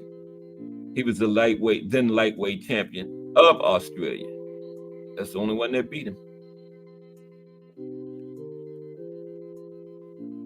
Within a year after coming home from Australia, Bronson achieved his greatest boxing triumph on February 22nd, 1912, winning the welterweight championship in Indianapolis by defeating Young Earn, a veteran fighter from Philly. Despite their similar weights, the matchup wasn't exactly even. Earn was 3 years older than Bronson, 3 inches taller, and had been in the ring 5 years longer. They fought the full 10 rounds, with Bronson and Earn swapping the points lead nearly every round. As the Star wrote, it was an exhibition of boxing that kept the fans on edge every step of the way, and they both cut out a pace that was so fast it was difficult to follow their lightning exchanges. In the 9th round, Bronson clinched his victory, weathering away on Earn and landing many hits that his point lead became insurmountable. And by the 10th round, he was the victor. That's when he won his first title. Okay, let me drop the link in. But that was just a little about one of the most famous boxers out of Indiana. What was his name? Bronson. Charles Bronson, Ray Bronson. And he was one of the first American fighters to fight outside the United States. Yeah. I'm going to put the link in now. We got about 30 minutes left in today's show. Tomorrow is the life and career of Floyd Patterson. Is somebody named Ray? Is it a boxer named Ray Patterson? Raymond Patterson? But yeah, Floyd Patterson. Okay. Here comes the link. Anybody want to hit the link and come up and finished off the last half hour of the show. Talking this boxing game. We got NFL football tonight. We got boxing tonight too. We got boxing tonight, tomorrow, and Saturday. ESPN Plus tonight. From Montreal, Canada. I forgot already who's on the card, but yeah, we got boxing from Montreal, Canada tonight. Yep.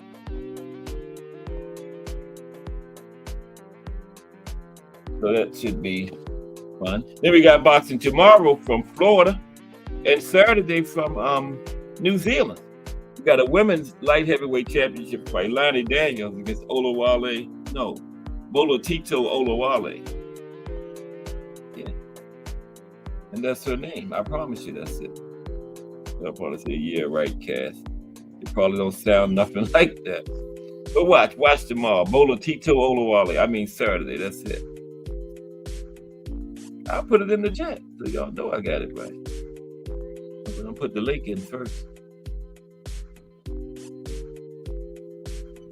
Put the link in first.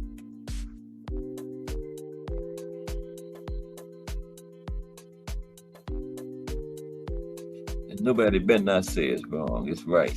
I know it's right. Now this is this lady's name. I know it's right. Bolotito.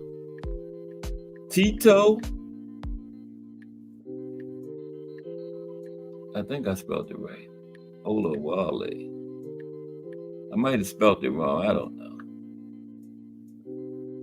Olotito Olawale. Al Booger, what's up? In the building. I didn't know you was in here, Al Booger. Yeah, that's the mall, Floyd Patterson. Yeah, Floyd won the title twice. No, he lost it twice to Sonny Liston. They ducked Sonny for a while because what they thought happened when they got in there with Sonny. Sonny knocked them out twice in the first round. Yeah. But Floyd had a good career. He was an Olympic gold medalist as an amateur, decorated amateur career. And he fought Ali too, but he was older then. I thought that was somebody on the link. That's the commercial. Wait a minute, since the commercial there, let me play it one more time. That's for old time's sake.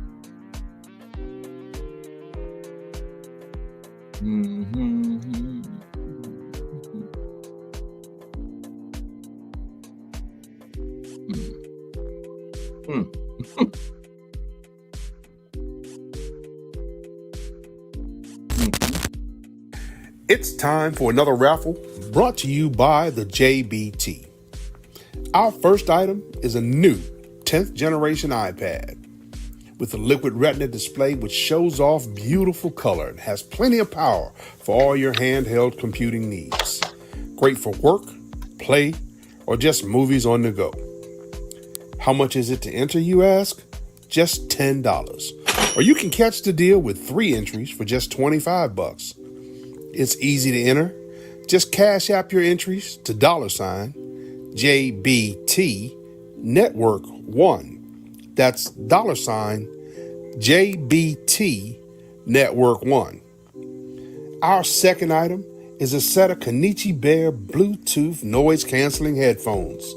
Great for gaming, movies, or travel. As the second prize in this great raffle, our third item is a Ninja brand air fryer. Great for all your air frying needs. Cooking healthy with the JBT. So send your entries via Cash App to JBT Network 1. That's JB1.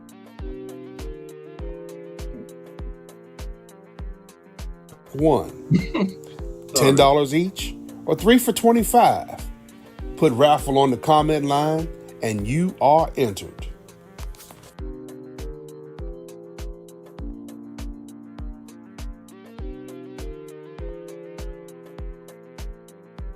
Man, me and this technology, get it. But yes, October 12th, the day of the Dimitri Bivol and Artur Beterbiev fight. Yeah, that's the day of the raffle.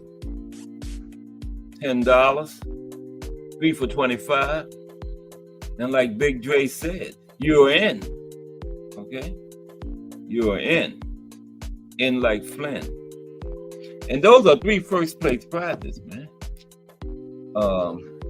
Apple 10th generation iPad, some Kenichi Bear headphones, and a Kenichi Bear headphones and a Ninja air fryer.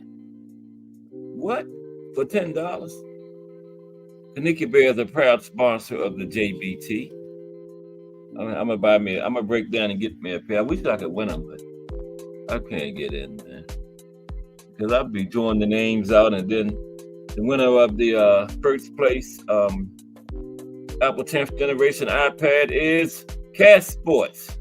Then I reach in there again, the winner of second place, the Kenichi Bear headphone, Cash Sports. Then I reach in there again, the winner of third place, the Ninja air fryer, Cash Sports. It could happen because I would get the 3 for $25, but y'all wouldn't believe that. Y'all would say, wasn't nobody's name in there but Cash Sports. And where's all our money we sent? I wouldn't be able to come out in public no more. So no, I'm not gonna get in.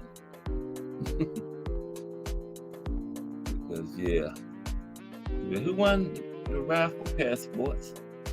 I'm the second prize, Cash Sports, third prize. I thought he was Drew did the drawing. He did. Wow. So I'm definitely gonna get me a pair of those Kaniki Bears though, because them things are bad. I need some headphones too. Yeah, these ones I got, they play kind of low. Mm-hmm. But then that's something. We got 3 fight cards. I didn't even know till about 2 o'clock. We got the tonight on ESPN Plus.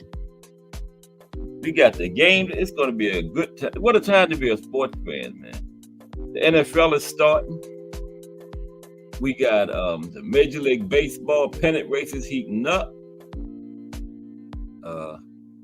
They going into camp for the NBA. It's September, man. And then our sport, boxing. What a great time to be a sports fan, man. Tonight we got the game and boxing. So if the Ravens start losing, I just switch to boxing. That's all. Should be a good game though. Repeat of the AFC Conference Championship. Kansas City won that one. But as bad as the Ravens played, they were still in the game at the end. You know, as bad as they played, that could have easily been like 35-0. But I think they had their best shot last year. We lost one of our famous, good linebackers. They gave Lamar all that money. You know, you're going to lose other people. You can't pay everybody. You know, so yeah.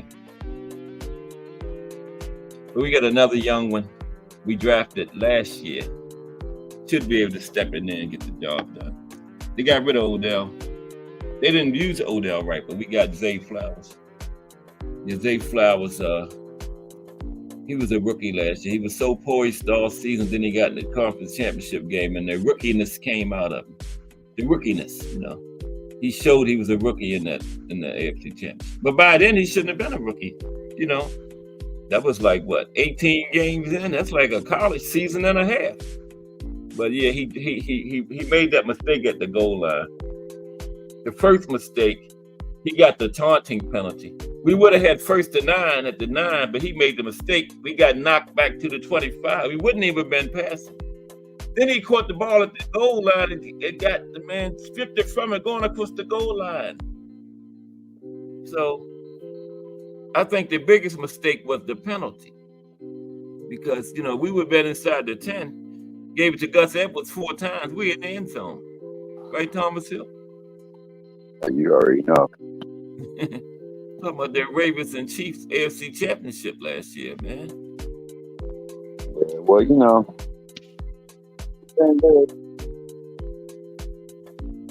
The quarterback got to perform better.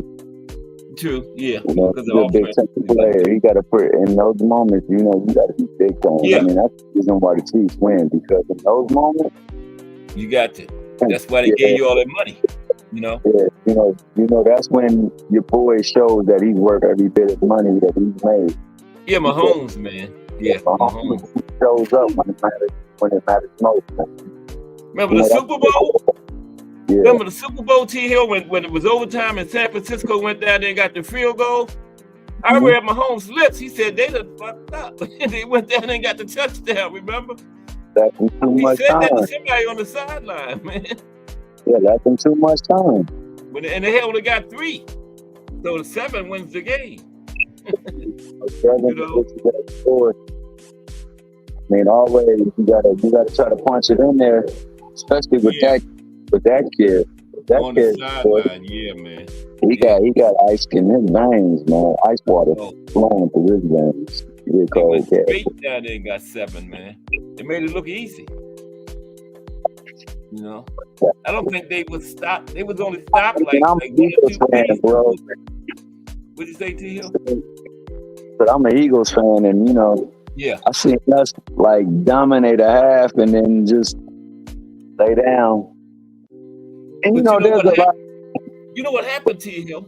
When what's his name? The quarterback for Philly fumbled that ball at the end of the half, and Kansas City got that touchdown. That was the turning point. That was it right there. Really had the momentum, yeah. Yeah, man. You can't give special players opportunities like that, man. You give him an opportunity, and they got a glimmer of hope.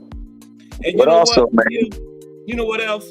Kansas City's offense is too good to let their defense score some points. You know, you don't need that. The offense gonna score enough against you. well, Cannot, you know what they're you really, know, yeah, you're right. Where they're really good is up that yeah, middle, man. Like that tight end is he's special, man. yeah, You gotta double team him. You gotta let everybody else beat you, man. You can't let the people that's usually beating you beat you, man. yeah. And I refuse to let people beat me. So I'm jamming his ass off the line of scrimmage. I'm You got to. shading, and I'm shading with somebody else. They're gonna have to game plan around that. Yeah, you And got then to. I'm gonna have to figure that. I'm gonna have to tell my people that, like, when we're doing this, like, look, they're gonna use him as a decoy. So Mhm. usually they're gonna run action off of that route that Right. he's doing. So be ready for whenever you That's see it. something cross around him, that it's probably gonna go there. That's No, right. that's just me. I mean, that's how I see things, man. Because you know, Because you're not Andy gonna Reid, be. he's about the best coach out there. Andy Reid is He's a good smart. coach. He know how He's to a good game. coach. So you know, there's a lot of things that could happen in the game. Yeah, But Lamar Jackson, to be as special as he is, man, he got to show up. yeah. That's why they gave him all that money. In games like that, he got this. They only had 14. You can't do that for all that money You we got gave. to show. You got to get more than 14 points, man. You Yeah, know. and you got that type of defense, you got to show up. Yeah. And I'm it was, they sorry. only what Kansas City had like 17 or 19, something like that. If your Yeah, defense holds Kansas City under 20, you're supposed to win the game, you man. got to show. Yeah, you got to show up. And that's the bottom line. So Yeah. you know, you need that. He needed that just to let him Yeah. know, like I'm a man up in this damn streets, and I got to play like it. Because when the chips is down, I'm telling you, Mahomes definitely gonna play like it. He could have a terrible game up to that point, but when it mattered Yeah. most, oh man, he's getting busy. And Lamar getting that reputation, man, can't win the big one, you know, because he got a terrible record in the playoffs, man. Terrible. It is a team sport, man. I don't ever put it on one person. I just know that in moments like that, you got to be a lot more special than Yeah, what you you got are. you got this. That's what Mahomes does. Tom Brady. I look at it. Okay. I look at it, and I know it's just a movie, man. But you seen the remake of The Longest Yard? No, I didn't see the remake. When Oh, did they- okay. Well, it's just like, man, he was on the take.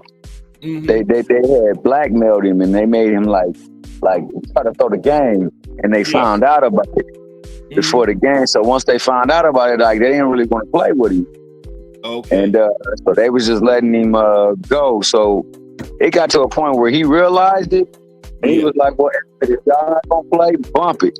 He took the snipe, and he just took off and just ran with it, man, and then broke off like a 17 or 18-yard run and like trucked a couple of people. And, you know, they was playing prison guards, and they was Yeah. doing dirty. He was taking Yeah. a beating, and Right. eventually, man, it's like, yo, man, this dude legit, man. You know what I'm saying? Because he know, like, yo, I want to win, man. Whatever they do to me and my family, that's cool. But man, I'm taking this dub no matter what. Okay. And they came back and won, man. You just gotta have that moment where you just like, yo, I'm getting paid this money for a reason. You know, I've been able to put myself into this place. Now it's time for me to deliver. And Right. What's up, man? that's what I think that Lamar, it's well within his range, man. The dude is super talented. He's uber talented. So now, man, you know, they just put people around you. Yeah. Now you gotta find them people. And whenever you can't find them, you gotta be special like you always been and take off and do Right. something special. That's right. That's the thing. What's up, Ant? What's going on, Thanks. What's going on? Oh, not That's too my much. guy, Queen. Whenever he come on, I get quiet. Yeah, we was just talking a little NFL just now since it all starts. The ball gets rolling tonight, you know? Yep. Yeah. That's all. What's up with you today? You know, we got 3 cards this weekend, man. I did not know I'm that. chilling, man. So, yeah. Feeling good right now. You know, my We New got York boxing Mets, tonight, you know? My New York Mets are in the middle of a 7-game win streak. Oh, yeah. They Swept rolling. 2 series in a row. Yeah. Just, you know what I mean? Just put the hammer down last night on the Red Sox. headed toward the postseason. Yep. They just got to keep on trucking along, and maybe they could clinch that last spot. Yeah. Especially after the slow start that they got off to. They were playing like, I don't even want to say it, man. I know. At the beginning of the season, but they've turned it around. My guy Yeah, they Lindor, did. he's turned it around right now. He's leading the National League and wins above replacement. So he's letting his value be known through his play. The guy's Mhm. been producing. How you feeling about the Ravens tonight, man? You nervous? A little bit. Because it's Kansas City, man, you know, and Patrick Mahomes, man, he just finds a way. You know. So you gotta always be ready when you're playing him. You gotta score some points, man, you know. They can't have like the AFC Championship game. I think they had like 14 or something. They gotta do better offensively. Because the defense did their job, you know. But it's a new season. I should say your receiving core, because the past couple of years, I don't want to crap on the guys that y'all had. I Yeah. don't want to disrespect those guys, but compared to the other teams that were contenders, Yeah, no. your receiving core was looking a little bit pedestrian, man. Like you had that one guy who you had Mark Andrews. That was like the only threat in the passing. That's it. Consistent. He's the go-to guy. The tight end. Yeah, so It's been like that for a while too, man. The receiving core, yeah. It's like that. So it's for a little while. bit difficult to place that much pressure on just Lamar Jackson alone. It's like, yeah, he's dynamic. Right. He can throw, he can run, but That's true. when teams are they're buckling down on him and then got guys spot. Yeah, and they know you don't have any receivers that's going to catch the ball, but your tight end. What happened? Look, we lost Ant. You still there, T Hill? I'm still here. You can. Ant must got a call. You still there, Ant? Ant must got a call or something. But he's right, yeah, man. Our receiving core been bad for a while. They got this rookie now, for his second year now. You got to put the people around. You got to get people around here that's going to make plays. Like I said, I don't never place it all on a quarterback. I just know that when it matters most, they got to come up and play. And likewise, they got to have people there to make plays so that they can make plays, because they're dependent upon people to get the ball too. That's right. But there have been times when he's had people open and he's been missing them. You can't do that, man. You can't put the pressure on you like that to the point where you're too tense and you're missing things that you normally do. You got to relax. Man, the one thing about Montana that I always remember, man, they told me when they did that, and that's money right there. They said he was down to Cincinnati. And, oh, yeah. And they were like 90-something yards away from a touchdown. Yeah. My man came in the huddle before he said it. He's like, that John came in the audience. And they said, everybody looked and saw Don King in there. Everybody just got loose. That's the kind of leadership that you need to have, because, the attitude, the whole overall play of the team will reflect him, because he's the leader. So you got to make sure that you set that example. So if you can't set that example, everybody else stands up to. So when they can make plays, they sometimes won't make that play. And them weapons he had didn't hurt neither, T Hill. Them weapons Joe Montana had. We had Jerry Rice and John Taylor that year, man. Remember? Jerry Rice, John Taylor. He had Pollard. He had a good tight end, too. What's the tight end's name on the team? Brent Jones. Yeah, Brett Jones. He had fullback was Raffman. Running back. Yeah. Roger playing fullback. They had squad, bro. And then they had a stud. They had a stud offensive line too. Yeah. So you gotta have talent around you. They had a good front office around that time, though. Remember, they had good management. Yeah. They was always making good picks and good personnel. Yeah. They was doing illegal-ish too, man. They was over there cheating. Remember? Who, San Francisco? Yeah, they was cheating with the damn contracts. They was negotiate contracts so they could overpay people. They just made them rich with bonuses and what. Yeah. So they could get them lower, but then give them numbers that they can hit, and get them their money that way. Yeah. Is that illegal? I thought you could have performance bonuses and stuff like that. You could to a certain extent, but they were doing all kinds of stuff. Foreign policy was over there.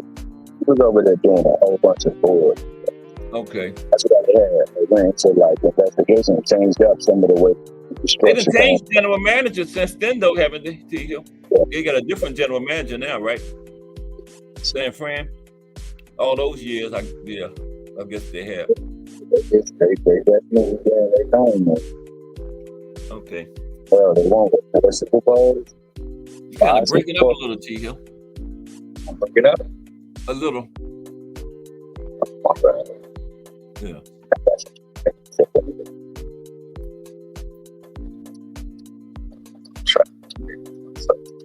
Might break up.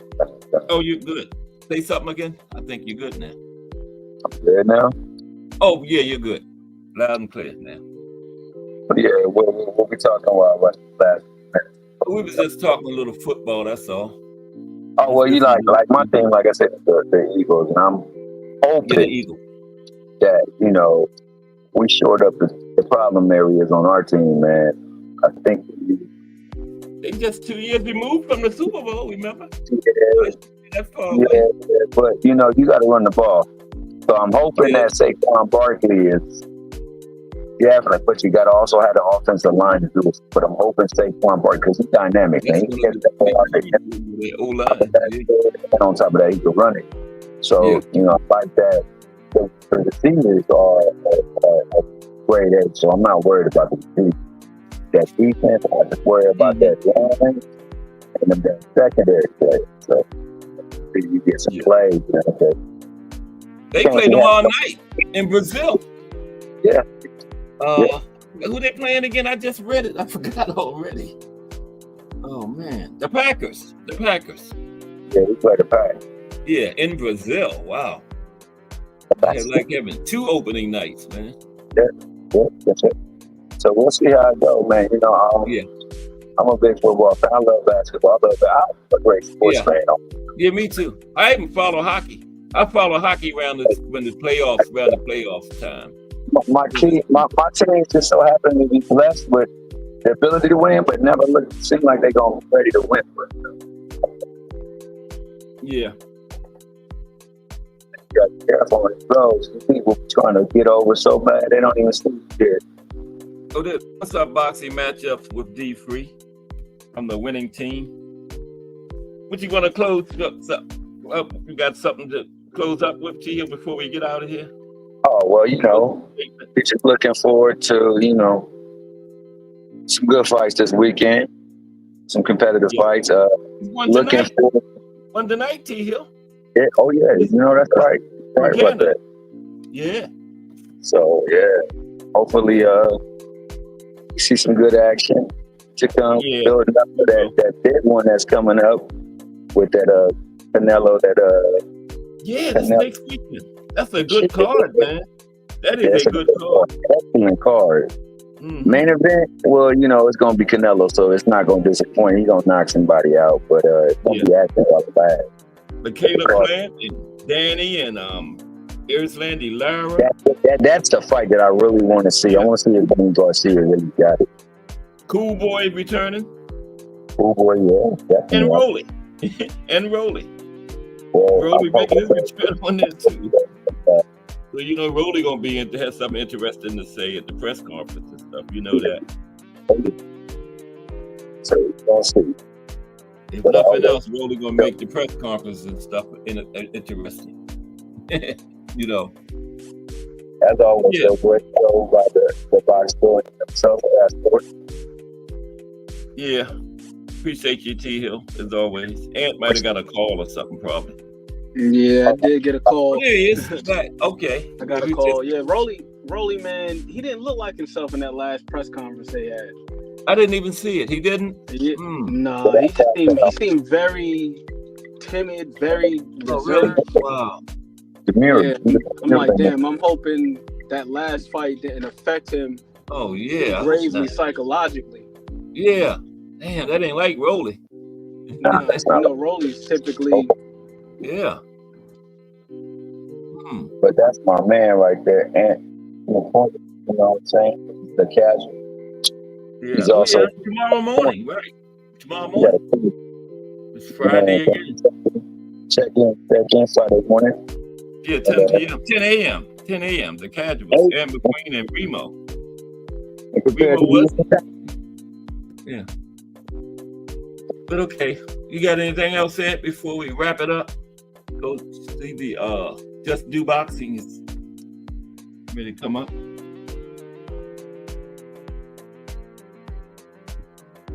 Okay, that was Thomas Hill and Aunt McQueen there. We are getting ready to get out of here. It's tomorrow is Friday. The profile is Floyd Patterson. What's up, Ace? Ace in the building. Salute. With the life and career of Floyd Patterson will be tomorrow. Okay? More boxing history. Because you know, if it's Monday through Friday at 2 p.m., it's the Box Historians bringing you all that boxing history. Okay, Ace. Boxing matchup with D Free has TWT DC. Aunt McQueen. Al Booger.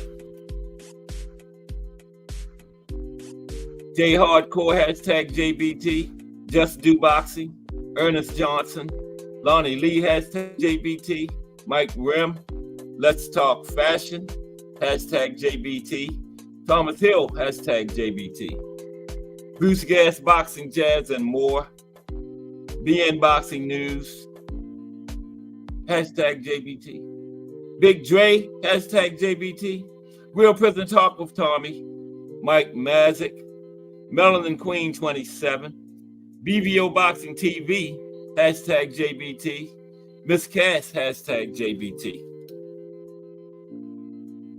Everybody enjoy the rest of your day.